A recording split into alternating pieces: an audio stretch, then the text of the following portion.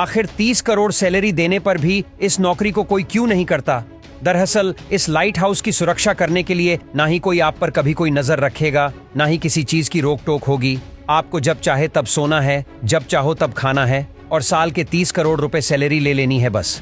इसके लिए आपको सिर्फ एक ही काम करना होता है, वो है इस लाइट हाउस की ऊपर लगी लाइट्स हमेशा जलती रहनी चाहिए। आइए जानते हैं इसके पीछे की पूरी कहानी। इस लाइट हाउस की लाइट्स हमेशा जलती रखने के लिए इतने सारे फायदे और पैसे मिलने के बावजूद भी लगभग कोई भी इंसान इस जॉब को करना ही नहीं चाहता। दरअसल ये तो हम सभी जानते हैं कि किसी चीज में अगर कुछ अच्छाई होती है तो कुछ बुराइयां भी होती है। यहाँ पर यह काम भले ही आपको सुनने में बहुत ही ऐश और आराम का काम लग रहा होगा, पर जरा इसके दूसरे पहलू को भी जान लीजिए।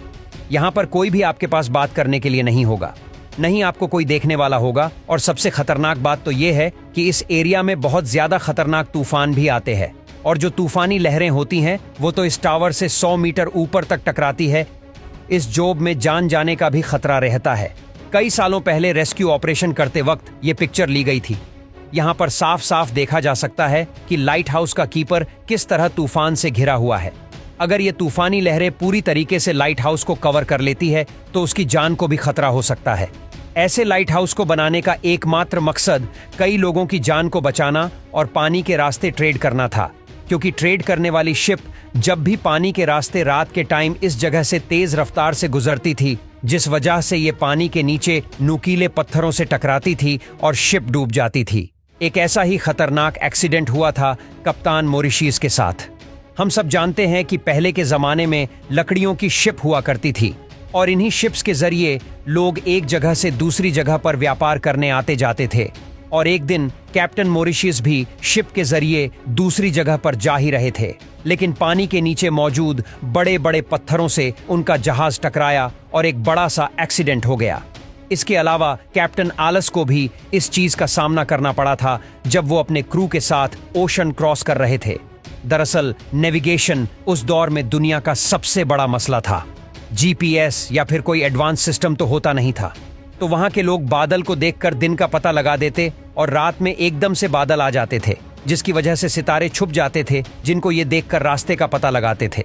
लेकिन समंदर के किसी हिस्से में बहुत तेज तूफान आता तो ये लोग रास्ता भटक जाते थे, और जब सुबह होती तो ये लोग ओपन ओशियन में खो गए होते थे। ऐसे में क्रू के पास ना ही कुछ खाने के लिए बचा रहता था और ना ही कुछ पीने के लिए। भूख और प्यास की वजह से क्रू का बुरा हाल हो जाता था, और तो और उस समय ओशन का पानी वो लोग पी भी नहीं सकते था, क्योंकि वो पानी बहुत ही ज्यादा नमकीन था। उसे पीकर किसी भी इंसान की मौत हो सकती थी। लेकिन जब ये दुर्घटना घटी तो उस शिप में मौजूद बहुत सारे लोगों की जान गई और कुछ लोग बच गए। ये ही वो समय था जब दुनिया में सबसे पहले लाइट हाउस की शुरुआत होने वाली थी। इजिप्ट में मेडिटेरियन सी के साथ था एशियन सिटी ऑफ अलेक्जेंड्रिया, और उस समय वहां की किंग थे टोलेमी टू फिलाडेल्फिस। उस समय उनके शहर में प्रॉपर तरीके से व्यापार किया जाता था, और उस व्यापार को करने के लिए लोग दूर दूर से आते थे।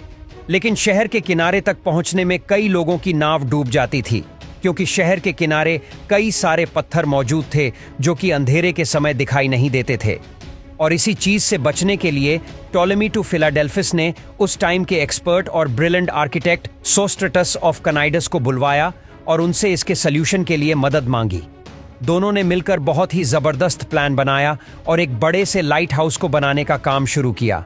लेकिन शायद इन्हें ये नहीं पता था कि आगे चलकर one of the most greatest engineering marble बनने वाला एनसीईटी वर्ल्ड का द फारस ऑफ अलेक्जेंडर है। इसे बनाने का सिर्फ एक ही मोटिव था, लोगों को लोकेशन का पता चल सके।